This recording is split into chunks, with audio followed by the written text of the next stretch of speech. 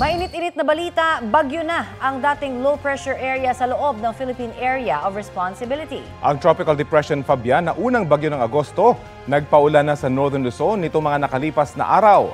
Namataan niyan ng Pag-asa 145 kilometers kanluran ng Sinait, Ilocos Sur kaninang alas 8 ng umaga. Taglay nito ang lakas na hangin na aabot sa 45 kilometers per hour. Tumutok lamang po dito sa Balitang Hali para sa ilalabas na 11 a.m. bulletin kaugnay sa bagyong Fabian. Mas malakas naman ang bagyo na nasa labas ng Philippine Area of Responsibility. Isa itong tropical storm na may international name na Podul.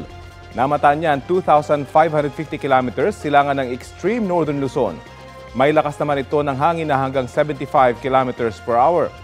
Sa loob ng 24 oras, posible umanong pumasok ang nasabing bagyo sa PAR. Bukod sa bagyong Fabian, nagpapaulan din ngayong araw sa ilang bahagi ng bansa ang hanging habagat.